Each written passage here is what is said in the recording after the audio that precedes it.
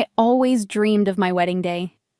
Since I was a little girl, I imagined myself in a beautiful white dress, walking down the aisle to the love of my life. After dating Jacob for 3 years, we finally decided to get married. Planning everything was exciting, but also hard. The decorations, food, and dress had to be perfect. My wedding dress was special. I saved for a long time to buy it. It was a pure white gown with lace and sparkling beads. I felt so happy, but I didn't know that my own sister was planning something terrible. My younger sister, Marlene, was always different from me.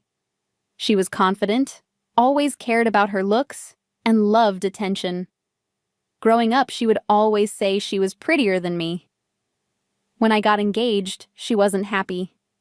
Instead, she looked at me with jealousy. "Why would Jacob marry you?" she sneered. "You're so plain." Her words hurt, but I ignored them. I thought she was just being mean as usual. But I didn't know that her jealousy was growing.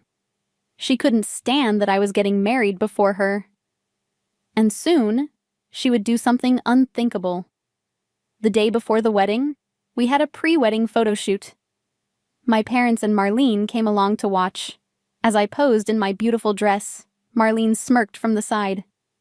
"That dress doesn't suit you," she whispered when no one else could hear. My stomach tightened, but I forced myself to smile. I didn't want her to ruin this moment for me. Jacob's mother noticed that something was wrong and gave me a kind smile. "You look beautiful," she whispered. I tried to believe her, but deep down, I felt uneasy. Marlene was up to something. That evening, I visited the wedding venue to check on everything. I walked past the dressing rooms and suddenly saw Marlene coming out of mine. She had a strange smile and held her purse tightly. "Oops, I thought this was the bathroom," she said, pretending to be innocent. My heart pounded. Something felt wrong. I rushed inside my room, and my world shattered. My wedding dress, the dress I had saved for, dreamed of, was ruined. The fabric was torn, the lace ripped apart. It looked like someone had attacked it with scissors. I gasped in horror. Tears filled my eyes as I touched the ruined dress. My hands were shaking. Who could have done this? I already knew the answer. Marlene. But why? I could hear the staff gasping behind me, shocked at what had happened. My heart ached. My perfect wedding was falling apart. With shaky fingers, I called Marlene. "What did you do?" I asked, trying to control my voice. She laughed. "Oh, don't be so dramatic," she said. "You have no proof."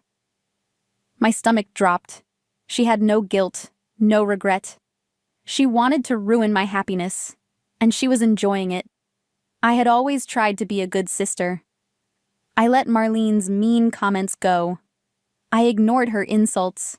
But this was too much. "Why would you do this?" I asked, my voice breaking. She sighed, sounding bored. "You don't deserve a fairy tale wedding," she said. "You're too plain for such a beautiful dress." My fists clenched. I had never felt such anger before, but I refused to let her win. I refused to let her destroy my special day. I had to do something. I had to fight back. Just then, Jacob's mother walked into the dressing room. Her eyes widened at the sight of my ruined dress. But instead of looking shocked, she smiled. "Good thing we have a backup," she said calmly. My mind raced. A backup? I had no idea what she meant. She placed a comforting hand on my shoulder. "Trust me, Sophia," she said. "Everything will be fine." For the first time that night, I felt a small spark of hope. Maybe, just maybe, my wedding wasn't ruined after all. Minutes before the ceremony, I stood in front of the mirror, wearing the backup dress. My breath caught in my throat. It was breathtaking. Elegant silk, delicate lace sleeves, and shining crystals. This was my wedding dress, Jacob's mother revealed with a kind smile. I saved it for someone special. Tears welled in my eyes. My ruined dress was gone, but I had gained something even more meaningful: her love and support. The wedding wasn't ruined after all. As the music started, I took a deep breath. It was time. Marlene wanted to break me, but I wouldn't let her. The chapel doors opened and I stepped inside, my father beside me. A hush fell over the room, followed by gasps of admiration. I walked slowly, my heart pounding. Marlene's face was frozen in shock. She had expected me to walk in humiliated, wearing something simple and rushed. Instead, I looked stunning. Jacob's expression was filled with love. My sister gripped the edge of her seat, her face red with fury. She had lost. But I knew Marlene well. She wouldn't let me have my moment in peace. She had one more plan, and I braced myself for it. Just as Jacob and I were about to exchange vows, Marlene suddenly stood up. "Wait!" she yelled. The entire chapel turned to look at her. My stomach twisted. What was she doing now? "She doesn't deserve this dress! It's not even hers!" she shouted. Murmurs spread through the guests. My mother-in-law remained calm.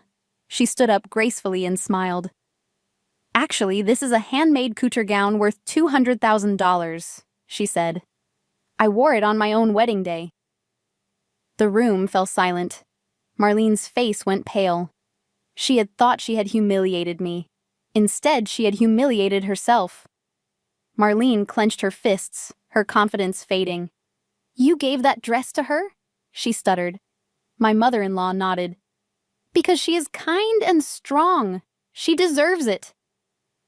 The guests murmured in agreement.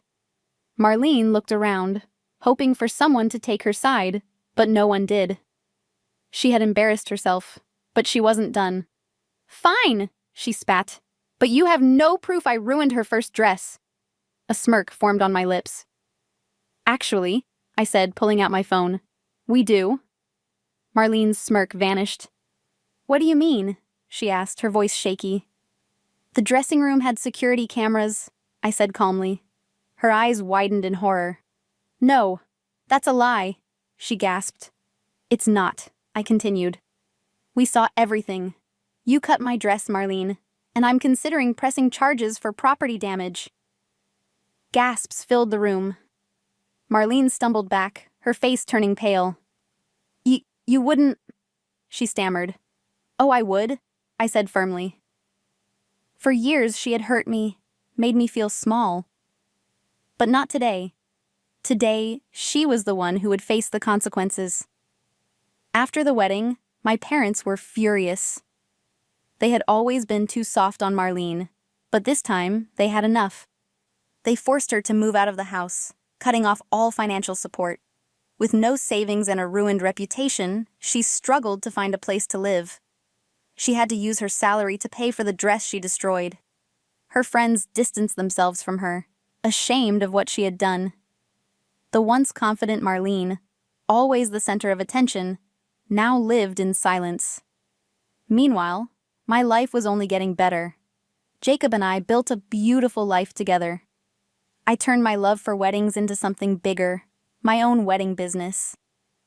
With the support of my mother-in-law, I opened a bridal shop, designing beautiful dresses for brides who wanted their dream wedding. It was everything I had ever hoped for. Every time I helped a bride find the perfect dress, I felt a deep sense of joy.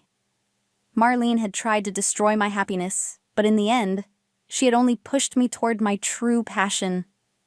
I no longer lived in her shadow. I had created my own light. For years, I let Marlene's words affect me. I believed I was less than her, that I wasn't beautiful or special. But now I knew the truth. Beauty wasn't about expensive makeup or perfect hair. It was about kindness, strength, and love. And I had all of that. Marlene had spent her whole life trying to be the best, but in the end, she had lost everything. I didn't need revenge. My happiness was enough. Every day I woke up beside the man I loved, doing the work I adored. That was the best victory I could ever ask for. One day, I watched a bride step into one of my custom-made dresses. Her eyes filled with tears as she admired herself in the mirror. "It's perfect," she whispered. I smiled, remembering the feeling. I had once stood in her place, nervous yet hopeful. Now I was helping others find their own happiness. I had won, not just against Marlene, but in life. I had love, success, and a future filled with joy. Marlene had lost herself in jealousy, but I had found something greater. My happiness was real, and no one, not even my sister, could take that away from me.